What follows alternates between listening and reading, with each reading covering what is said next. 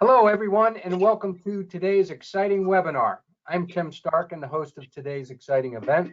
I'm a professor of civil engineering at the University of Illinois and technical director of the Fabricated Geomembrane Institute. This is our 13th webinar of 2020, and the remaining 2 webinars have been scheduled, and I will describe them at the end of today's presentation. During today's webinar, we welcome questions and comments which can be typed into the questions box in the control panel. You may send in your questions at any time during the presentation, and our speaker will address them at the end of today's presentation. The recording of this webinar and an extended abstract will be made available on the FGI website after today's presentation. PDH certificates will be sent automatically to all who attend the entire webinar. It is a great pleasure to introduce today's webinar speaker, which is Kerry Rowe, a distinguished professor at Queen's University in Kingston, Ontario. I've been following Professor Rowe's career since my graduate studies a few years ago, and his accomplishments are amazing, including the Kerry Rowe Lecture hosted by the ISMGE. If you are not familiar with Professor Rowe's accomplishments or would like to learn more about him, please read the Geostrata article in the July-August 2020 issue. Even I learned a lot from this article about Professor Rowe, including Professor Rowe has met Prince Philip, Duke of Edinburgh, at least twice. Once in 1969 when he received the Duke of Edinburgh Award, and in 2010 when he was inducted into the UK Royal Academy of Engineering. Absolutely well done, Kerry. Way to go. So the title of Professor Rowe's webinar is Geosynthetics for Construction on Soft Foundation Soils, which is the topic of his 2020 Mercer lecture. The Mercer lecture recognizes Dr. Brian Mercer, the inventor of geogrids with the Netlon Corporation in the UK. The lecture was established in 1992. And Kerry, thank you so much for squeezing this webinar into your extremely busy schedule and joining us from Kingston, Ontario. The webinar controls are yours. Well, thank you very much, Tim. It's a very great pleasure to have this opportunity to present a slightly shortened version of the Mercer lecture. In this lecture, I'd like to take you on a 40-year exploration of the use of geosynthetics to aid construction of embankments on soft and/or difficult soils. By the end of this talk, I hope to have left you with 3 key points. First, soil reinforcement is well established as a cost-effective alternative to or augmentation of traditional construction methods. Second, in the design of embankments on soft soils, reinforcement can play a key role, and understanding its properties and characteristics is critical to success. But also, while geosynthetics are very useful, they're not magical. They obey physical laws. And as with all engineering materials, we need to design properly. Third, while geosynthetic properties and characteristics are important, we must not get so absorbed in the geosynthetics that we forget the soil mechanics. It too is an essential consideration for ensuring good long-term performance. Now, my topics today start fairly simply and then build up in complexity with the objective of leading to the final topic, highlighting that the current research into pile-supported embankments needs to pay much more attention to the lessons of the last 40 years that I'll be covering in this lecture. So let us begin where I began 40 years ago, building embankments over fibrous peat. For those of you not familiar with peat, it is an organic material.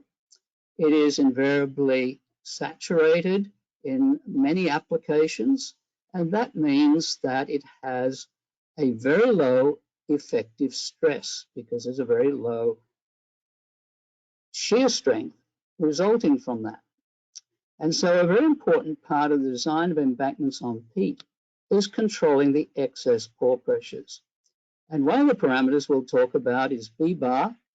It is the ratio of the excess pore pressure that is below the embankment. The maximum is the value we're most interested in, relative to the change in total stress that brought it about. So let's go to the first embankment, which had the objective of building a 1 to 1.5 meter above grade embankment on 6.9 meters of fibrous peat. This section was reinforced with a multi-filament geotextile, having an ultimate strength of 180 kilonewtons per meter, a stiffness of 850 kilonewtons per meter, and a break strain of 25%. And for the time, this was a relatively strong geotextile. The embankment was built in several stages, and in stage 1, we placed 2.74 meters of fill, and we got 2.6 meters of settlement at the end of construction, and a strain in the reinforcement of 5%. We then left it, and when we came back 8 months later, our 2.74 meters of fill had given rise to 3.1 meters of settlement. And so now the center line of our road at the deepest peat section was below the original ground level, which was also the water table, as you can see in this particular photograph here. So during this period, there had clearly been consolidation going on. And as the peat gained strength with the dissipation of pore pressures, the reinforcement played a less critical role, and the strain reduced from 5 to 2%. And this is what we typically see when we are dealing with embankments on soils who gain strength post-fill placement. We added more fills. So a total of 5.9 meters of fill was added by the end of stage 2, which gave 4.2 meters of settlement and a reinforcement strain of 11.5%. And we left this for a couple of years. When we came back, our 5.9 meters of fill gave us 4.8 meters of settlement, so we're now 1.1 meter above original ground level. And our strain is again reduced from 11, in this case, to 8% due to a strength gain and less reliance on the reinforcement. And that's something we typically see in many soils, including non-traditional soils like peat. As the soil gains strength with pore pressure dissipation, the reinforcement becomes less critical. So what did we learn? The high modulus geotextile reduced the lateral movements and increased stability, but it did not prevent large consolidation settlements. If you're going to get large consolidation settlements without reinforcement, you will still get them with reinforcement. Pore pressures were critical, and we controlled the maximum excess pore pressure to a B bar of 0.34 or 34% of the change in total stress. And effective deformation and strength parameters provided a very good agreement between theoretical predictions and observed behavior. Let's now move to a second embankment, which on the surface looks simpler because we have less than 2 meters of peat, but it's underlain this time by very soft organic silt. And we wanted a 1.3 to 1.7 meter embankment above grade. In this case, we used a polypropylene biaxial geogrid of the type invented by Dr. Mercer, and its properties are given on the slide. So here you can see the geogrid over the peat ahead of the advancing fill. You can see a tension crack has already developed in the peat. And here you can see the advancing fill. You see a mud wave ahead of the fill. You can see an instrumented section, and you'll see that the contractor is piling up the soil fairly high back at the edge of the photograph. So we don't have time to go through the results, but what were the findings? Firstly, the control of the rate of construction was again critical. We controlled it typically to less than a B bar of 0.38, and in those sections everything went well. But despite the fact that the contract documents said the pore pressures were to be limited and that the fill thickness was to be limited, the contractor piled up a little too much and it failed at a B bar of 0.7, highlighting the importance again of controlling the excess pore pressures. So it reinforced the recommendation of controlling them to less than 34% of the total stress. Using case histories like this to calibrate a theoretical model, we came up with a series of design charts, one of which is shown here. On the left-hand axis, we have the height above original ground level you wish to achieve and the unit weight of the fill material. And if, for example, we wanted to achieve a product of unit weight and height of 30 kPa, and our peat was 3 meters thick, then we wouldn't need very much reinforcement. But if our peat was 5 meters thick, we would need reinforcement with a stiffness of 400 kilonewtons per meter. And if we were going to 8 meters, we would need it with a stiffness of 800 kilonewtons per meter. So you see that stiffness, as well as strength, is a very important consideration in the design of embankments on soft soils. So let's now move to embankments on soft clay. Here we see an embankment that's being constructed on 3.3 meters of organic clay. The shear strength is 8 kilopascals, and in one case the embankment was unreinforced. So a trench was excavated and the organic clay used to form a retaining bank, and then hydraulic fill was placed until failure occurred. And the failure occurred at a fill height of 1.75 meters. A second embankment was constructed, which was very similar, except for one important detail. A layer of reinforcing geotextile, a woven polyester, was laid on top of the organic clay, and the retaining embanked soil placed on top of that.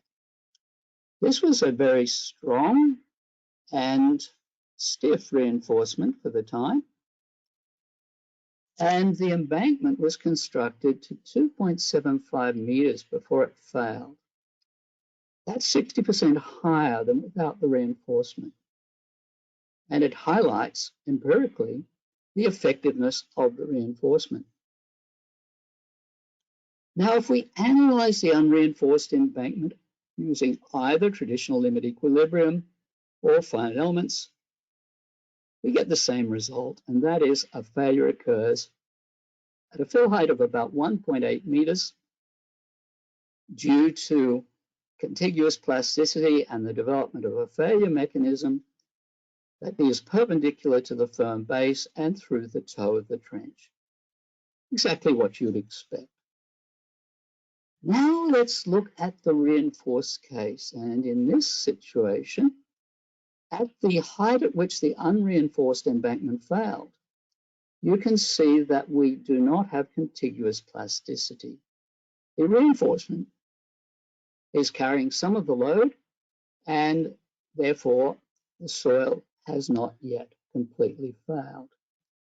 At a height of 2.05 meters, we now have contiguous plasticity in the soil.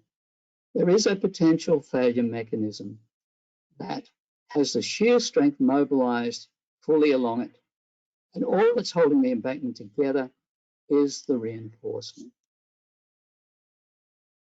So let's look at the strains in the reinforcement on the bottom axis versus the embankment fill height at a point A at the toe, inside toe of the retaining bank. The observed data is shown as circles in white and the calculated value as a white line. And up to a fill height of 1.05 meters, the soil was essentially elastic and the strain was negligible because the soil could do all the work. It didn't need the reinforcement up to that point. But as we go beyond that point, now we start to develop plasticity in the soil.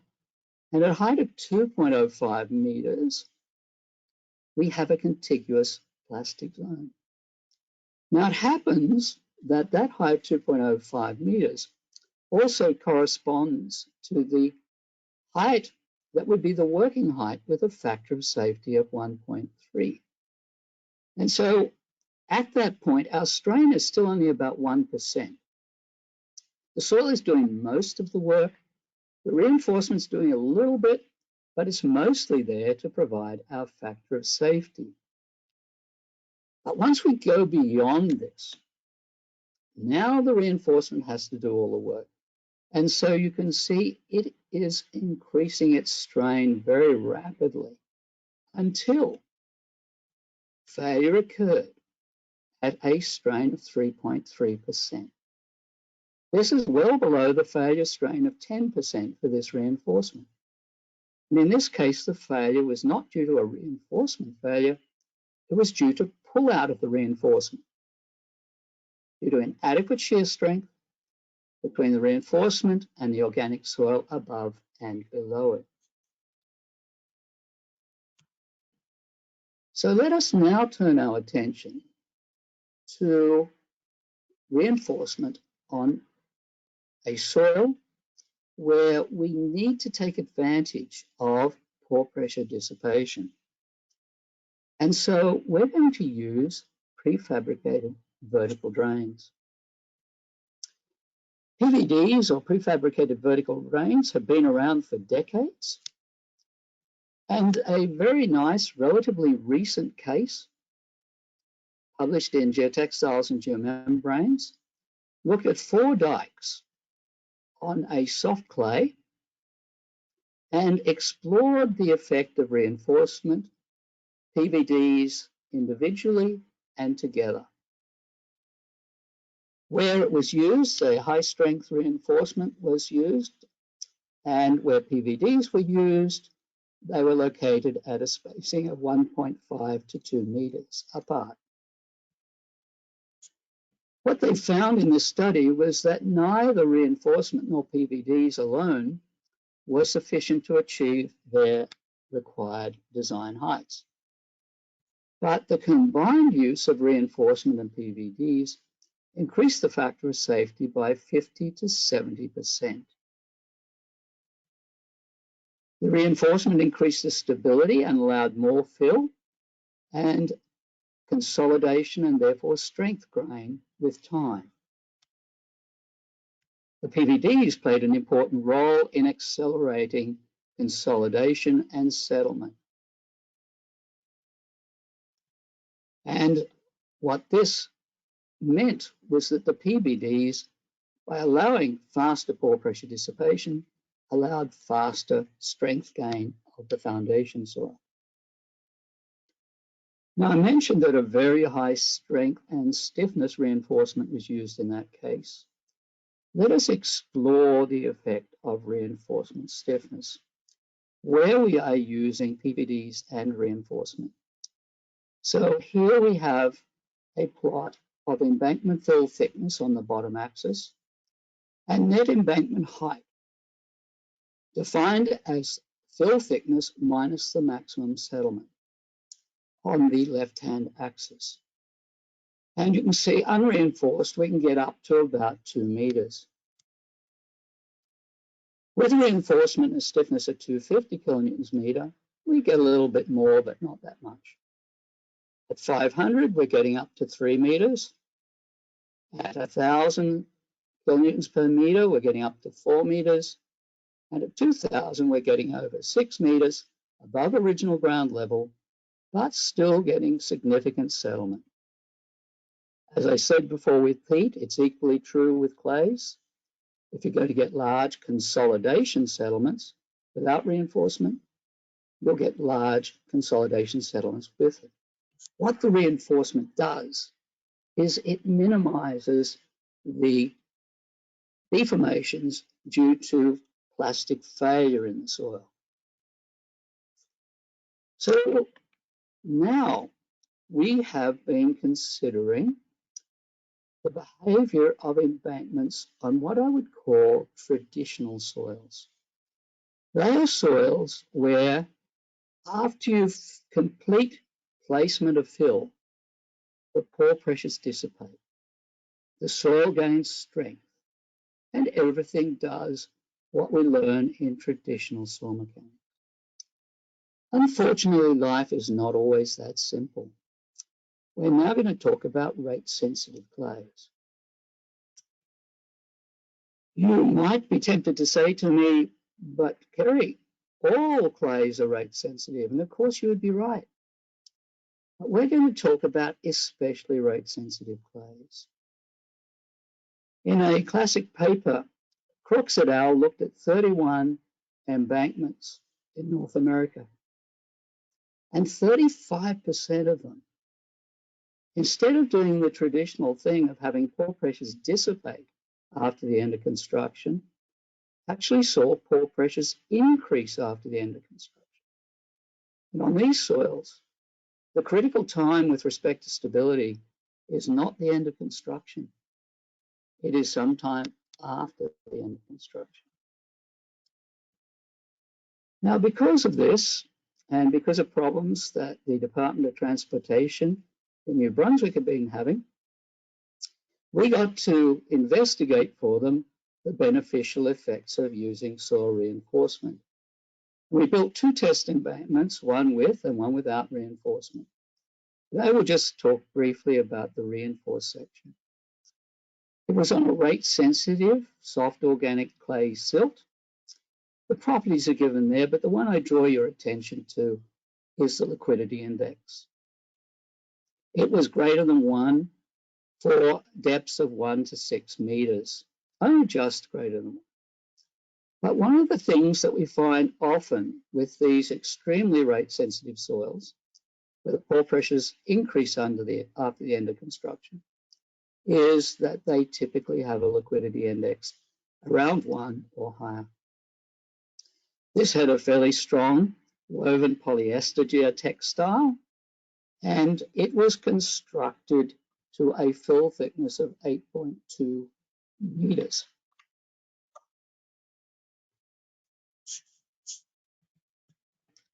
It was left, and it failed.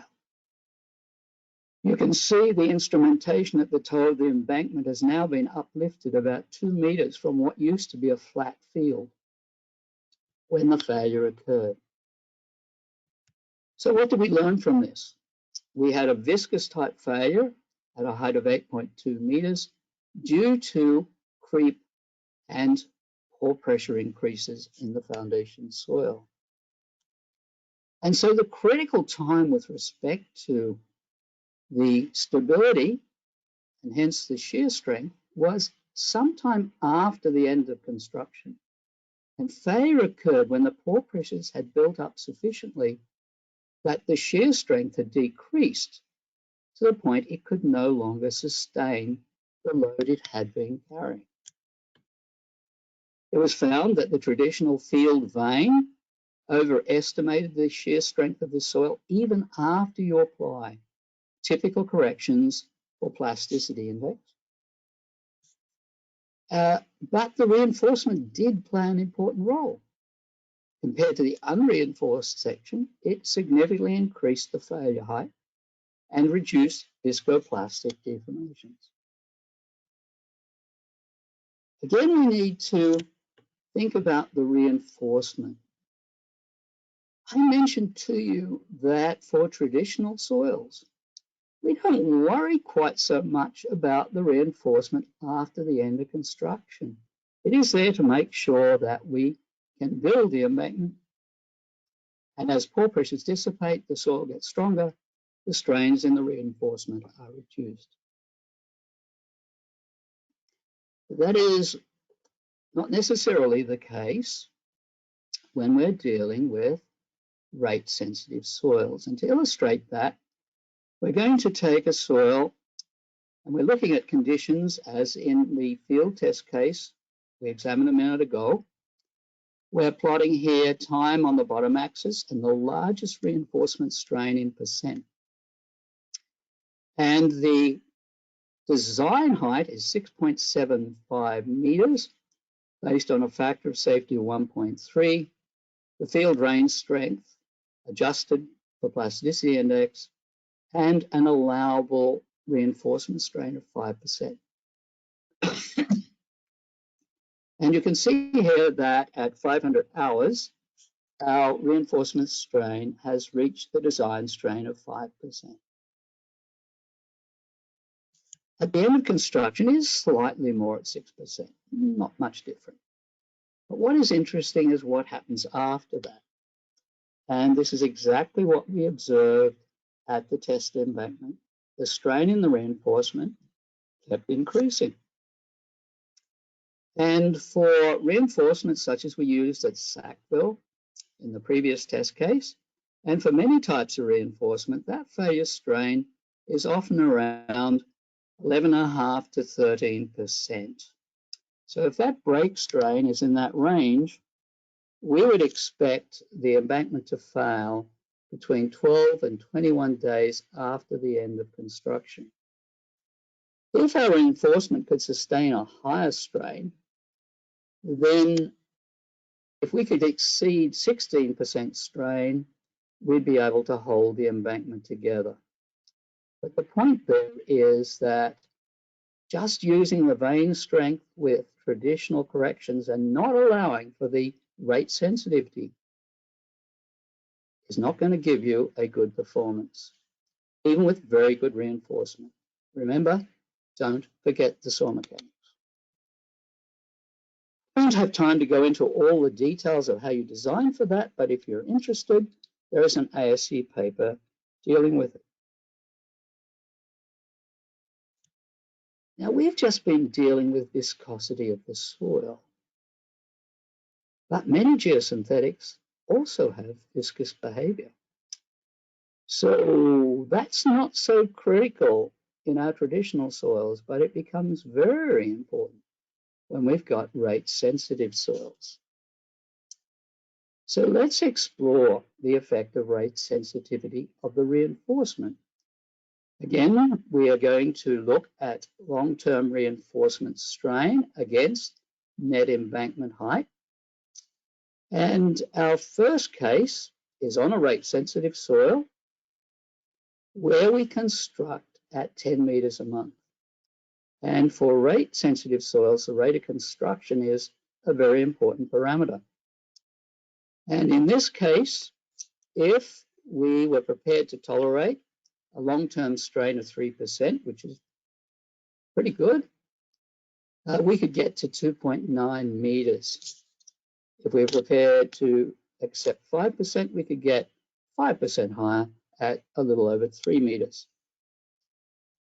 If we change the rate of construction to 1 meter per month, then at 3% strain, we're now at 3.1 meters, 7% higher.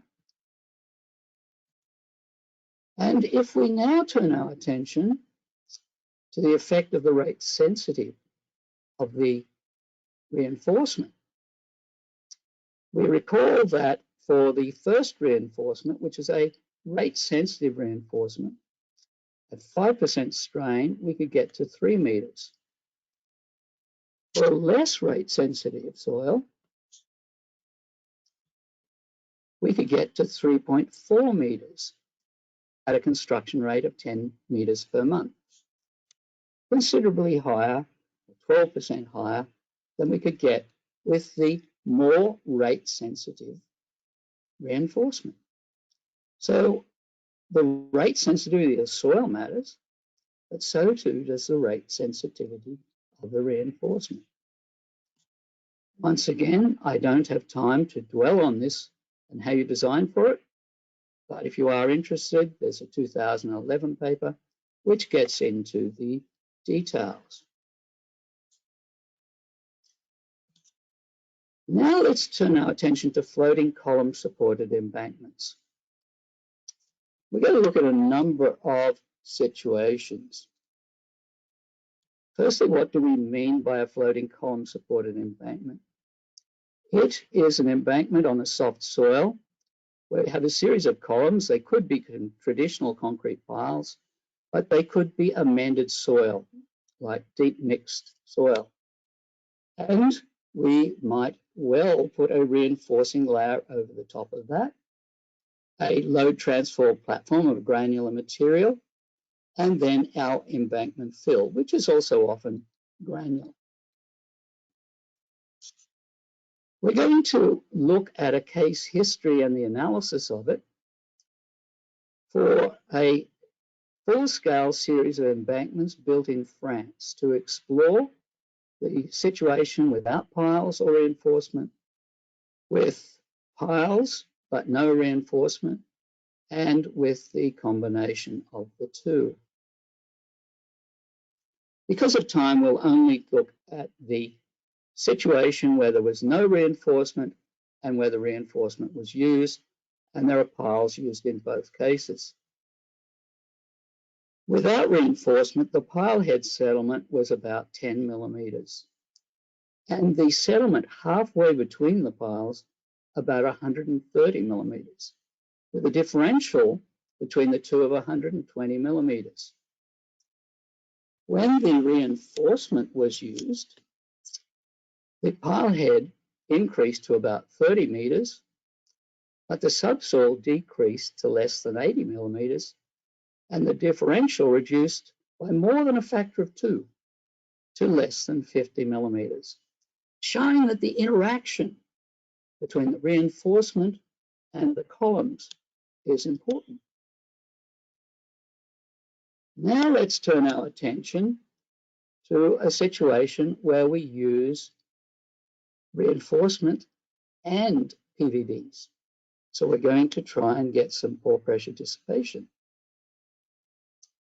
Here we see a layer with deep mix columns at 2 meter spacings, and we see PVDs being used, obviously not shown to scale in terms of the size of the PVDs.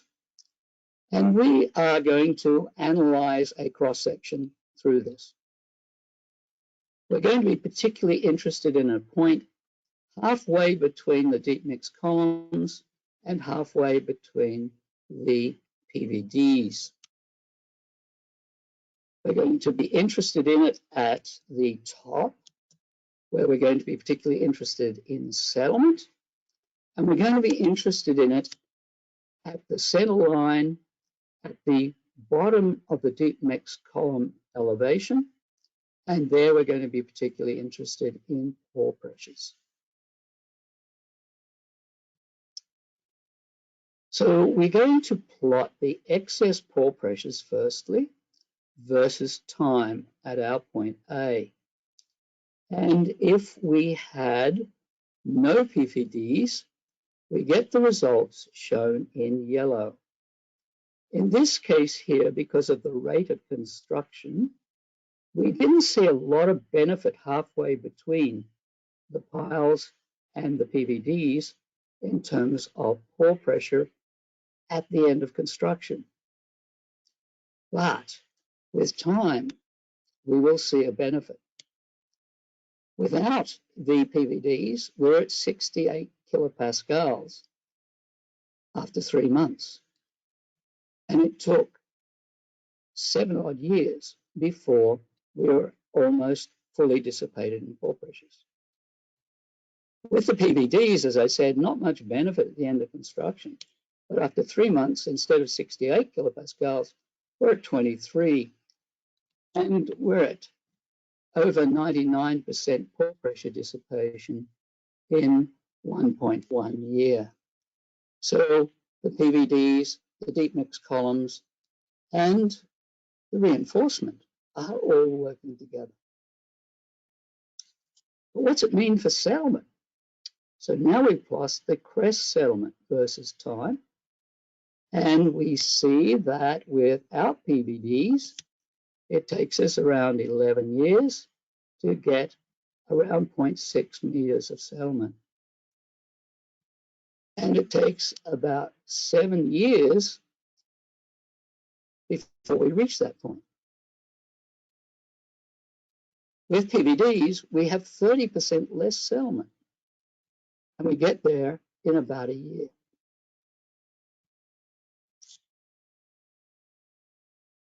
And what about viscosity of the reinforcement? Here we're going to plot the maximum tensile strain in the reinforcement versus time. We have no PVDs in this particular case. We are looking at reinforcement G1, which is a rate-sensitive reinforcement. And you can see at the end of construction, our strain is about 4.5%. And as time passes, that strain is increasing up to a little less than 9%. Now let's look at what we would predict if we had elastic reinforcement with exactly the same stiffness as the time-dependent reinforcement at the end of construction. So they have the same strain at the end of construction. But in this case, all of the increased deformation are due to the rate-sensitive soil, not the reinforcement creeping. And so the difference between the two is the effect of the viscosity of the reinforcement, which you can see is giving around 1% additional strain. If we did a pure creep test, after subjecting it to the 4.5% strain, this is the increase in strain that we would see. It's a little more than actually we see in the field modeling case because of soil structure interaction. Because strain is only one of the things that can be changing. The other thing is the force in the reinforcement. So here we're plotting the maximum tensile force in the reinforcement versus time. And here we're starting with the elastic reinforcement with exactly the same stiffness at the end of construction as our time-dependent reinforcement. And you can see that at the end of construction, we are just shy of 60 kilonewtons per meter in the reinforcement. And with time, due to the time-dependent characteristics of the rate-sensitive soil, you can see that goes up until about 90 kilonewtons per meter. So here our strength becomes a pretty critical consideration. We do exactly the same analysis for the rate-sensitive soil. We actually have a lower force, and it is below 80 kilonewtons per meter. So we saw there was an increase in strain, but there's actually a decrease in force. So not only do we have creep occurring, that's increasing the reinforcement strain, we have relaxation occurring, that is reducing the reinforcement force. And if we did a pure relaxation test on a specimen subjected to the load at the end of construction, we'd see slightly more reduction in force. The difference between that and what we get in the Field simulation is again due to the soil structure interaction. So when we've got floating columns, we will need to consider the time dependency, not only of the subgrade, but of the soil. Stress relaxation tests are very useful because they give us parameters that we can use to do modeling of the more complex case. But they in themselves, just as pure creep tests, do not tell us what we need to know about what will happen in the field on their own. This brings me to my last topic where we'll end, and it is end-bearing column-supported embankments. They're very similar, of course, to what we just talked about, except that now our columns are founded in a firm material, and we have significant end bearing. We have the same basic setup as we looked at before, and we're going to look at it in just a little more detail. The reinforcement we can expect will take up a deformed shape. And if we look above the column, we've got a load A acting down due to the weight of the material above the column, plus potentially some effect of arching. We'll come to arching in a moment. But the load transferred to the column is substantially greater. It is A plus B, where B is a load being transferred by membrane action from the reinforcement. Now, if we turn our attention to a point halfway between the columns, the reinforcement has a load B plus C acting on it, which is due to the fill acting on top as amended by any effects of soil arching. And the load transferred to the soil, load C, is potentially substantially less than that soil load above the reinforcement, because load B is being carried by the reinforcement and transferred to the columns. And it's this load transfer mechanism that explains what we saw in that field case of why we get much less differential settlement and why we get smaller settlement between the pile when we use the reinforcement. Well, so far so good. Now let's talk about soil arching. Arching, as Tatagi said, is one of the most universal phenomena encountered in soils, in both the field and the laboratory. You lose sight of it at your peril. Now, there are many existing models for analyzing embankments with columns and reinforcement, both floating and on end bearing. There is an assumption in those models of the shape of the failure surface with soil arching. Many assumed failure surfaces, though, lack a sound theoretical basis. They tend to be based empirically on a limited range of data. They may be perfectly good for the data set for which they are obtained. That's not the problem. The problem is they're being extrapolated to very different situations. They're being used too generally. And one of the things that is forgotten in these analyses is that soil arching is a deformation-dependent process. And the deformation that's going to control is that of the reinforcement sag. Now we can get a good agreement between observed behavior and calculated behavior with simplified models if we have strain compatibility. But if we want to consider serviceability, That's a very important consideration in these designs. It is not enough just to use limit equilibrium. If we want to understand the serviceability conditions, we need to understand the time-dependent, coupled, arching, stress, reinforcement, deformation behavior. It's quite a mouthful, and it pulls together pretty well everything we've been talking about in this lecture. Now, previous studies assume a maximum height of the failure surface and often assume that it is equal to the critical height. But that tends not to match observations.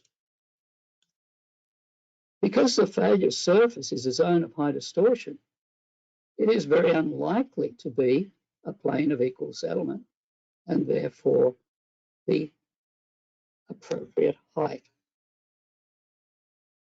Recent research has shown that the critical height is a function of the failure height, but it is not the same as. And you can see here a deformation pattern.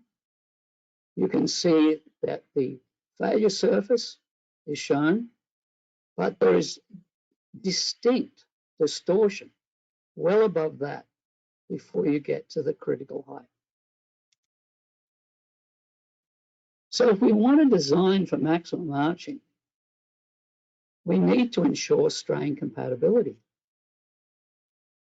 which means we have to bring ourselves back to soil stiffness, reinforcement stiffness, and how they interact. In terms of the reinforcement stiffness, we want the sag in the reinforcement to be enough to generate the maximum arching stress, but not too much. Thus, our reinforcement has to have sufficient strength, but it also has to have the right stiffness.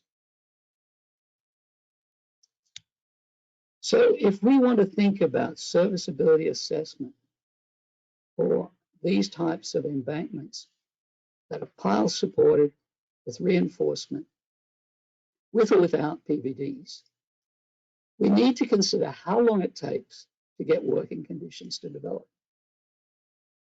Current limit equilibrium arching models are deformation and time independent. They are useful. They're very useful for ultimate limit state, but they cannot be used for serviceability assessment. Also, short-term performance is not a good guide to serviceability assessment. What we need to do, and really the whole bottom line of this lecture, is pay more attention to longer-term deformations due to soft soil creep and reinforcement creep and relaxation. Most soft soils creep. A large proportion of reinforcement that's on the market is also time dependent. So we've covered a lot of topics. Let's look at a few conclusions. Embankments. When we want to reinforce embankments, it can play a very significant role. But the reinforcement typically only develops strain when there is significant mobilization of strength in the foundation. The combined use of bearing capacity and limit equilibrium work very well for limit state design, but you need to be extremely careful if you're using these techniques on rate-sensitive soil. You will have to adjust your CSB for the critical pace, which is post-construction. Final development models can modelly observe behavior and provide good insight. When we're dealing with peat, reinforcement reduces lateral movements and increases stability, but it will not prevent large consolidation settlement. You need to control your pore pressures. And if you obtain appropriate parameters, then effective deformation and strength parameters will provide very good predictions of behavior on peak when you also consider the pore pressures. For rate-sensitive soils, reinforcement strain can increase significantly at constant load. I showed you that theoretically, and we saw the consequences of it in the field with the failure of the Sackville embankment.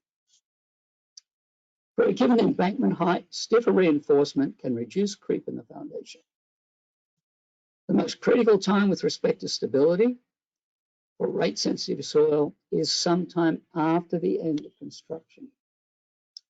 And I've got a field case at the moment where 50 years after construction, the pore pressures still haven't started to decrease. Strength from a laboratory or field test needs to be adjusted to affect rate sensitivity and get the strength that's going to be mobilized at the critical stage. With floating columns, the inclusion of basal reinforcement significantly reduces subsoil stress and decreases differential settlement. Reinforcement and PVDs work very well together. Stress relaxation tests are useful for getting data from models, but don't tell you what's going to happen in the field. For end-bearing columns, despite advances, there are still challenges with ensuring long-term serviceability. What I've tried to show you in this lecture is that the things we need to do to solve the end-bearing long-term serviceability issue have been studied over the last 40 years. We just need to bring them together in the examination of end-bearing columns. So I've provided a lot of information in this lecture. There are many, many references that go with it. A lot of those references will be in the extended abstract that will be posted with this lecture. I'd like to conclude where I began. 3 key points.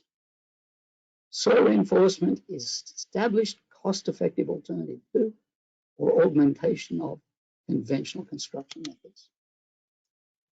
You need to understand the geosynthetic properties, and in particular, don't forget the rate-sensitive nature of many reinforcements. And don't forget the soil mechanics. Particularly remember, it creeps. I'd like to acknowledge those who have either provided cash or in-kind support and colleagues with whom I've worked on this particular topic, as well as Tensar, who sponsor the Mercer lecture.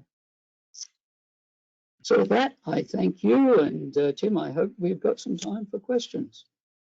Yep, great, Kerry. Thank you so much. And let me jump right into the questions. First, what is the reason for the reduction in magnitude of the settlement when using PVDs for the column-supported embankment? It's because of the strength gain in the soil. With the pore pressure dissipation, we get less overstressing of the soil. And when you have overstressed soil, you not only have consolidation deformations, you have plastic deformations.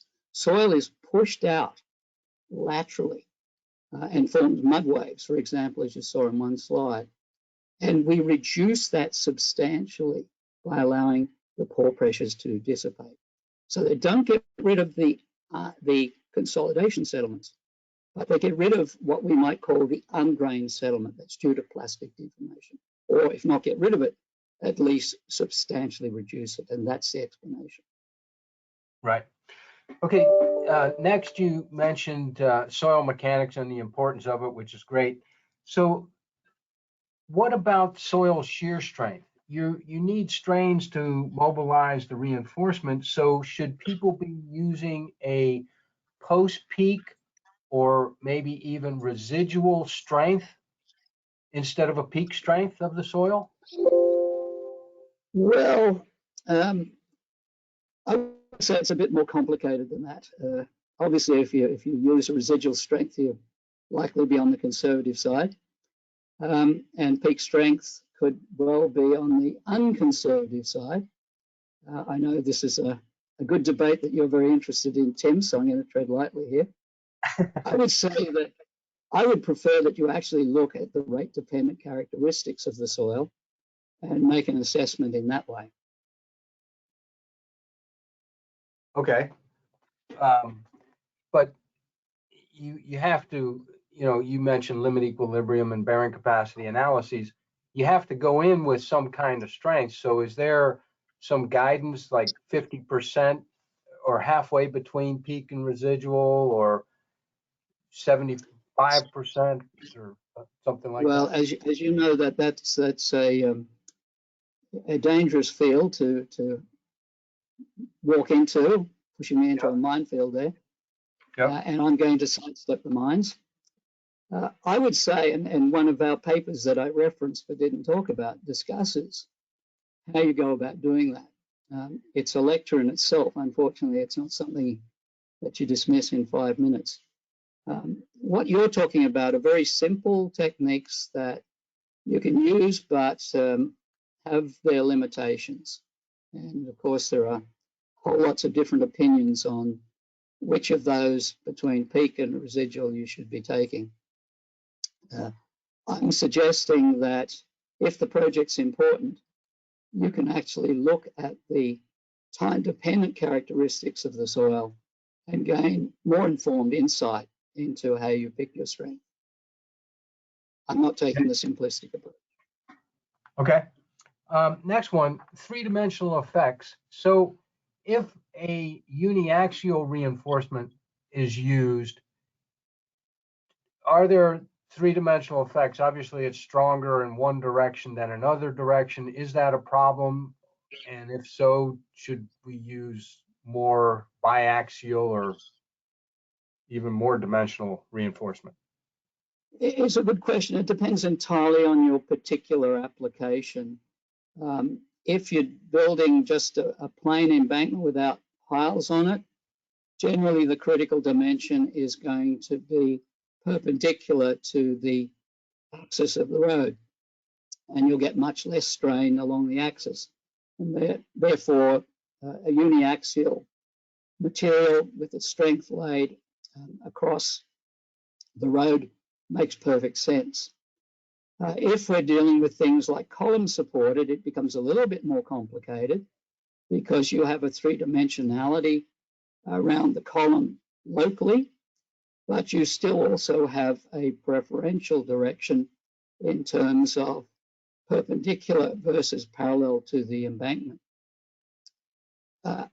I'm always wary of giving simplistic design solutions to things that should be evaluated on a case-by-case basis. Yep. Okay, let me see if I can squeeze a couple more. How about sensitive soils? You mentioned rate-sensitive soils, but what about quick clays in Eastern Canada? Is reinforcement useful? Good question. I spent several years of my life looking into that question. At the time we looked into it, the answer was basically no. And it's because the reinforcements around at the time, and this is 2 decades ago, were simply not stiff enough. Because the trick with leader type clays is that they're relatively stiff until they start to fail. And once they do fail, then you've lost a lot of strength. So I would be wary of relying on reinforcement. Although these days there is reinforcement around that's 10 times stronger than reinforcement that was around 20 years ago. So it's probably a question that might be worth looking into. Certainly theoretical analysis we did and comparisons we did with an interesting field case that was constructed on Leader K all suggested to me, and we've got a couple of papers on this, I don't think I referenced them in this particular talk, where we discuss it. But the bottom line is you've got to be very careful because of the relative stiff nature of the leader clay and its brittleness. Now, of course, it all depends on what you define as sensitive. The clays out in New Brunswick that we're looking at, from memory, it had a sensitivity of about 8, liquidity index around 1. So some people would call it sensitive, but it's definitely not sensitive on the leader clay class. Yeah. Okay, we've got right at noon. So we'll be conducting a follow-up podcast with Professor Rowe soon. So please send any additional questions via the webinar survey that will be sent to you shortly after the webinar. And Kerry will address the remaining questions in the podcast. Before we end, I'd like to encourage you to attend the next webinar, which is Geosynthetics and Mining Applications by Dennis Parra of Andes on November 12th at 11 a.m. Central Time. So, Kerry, thank you so much for squeezing this into your busy schedule, and congratulations on all of your accomplishments. Thanks, Tim. It's been a pleasure being here. Great. Thank you.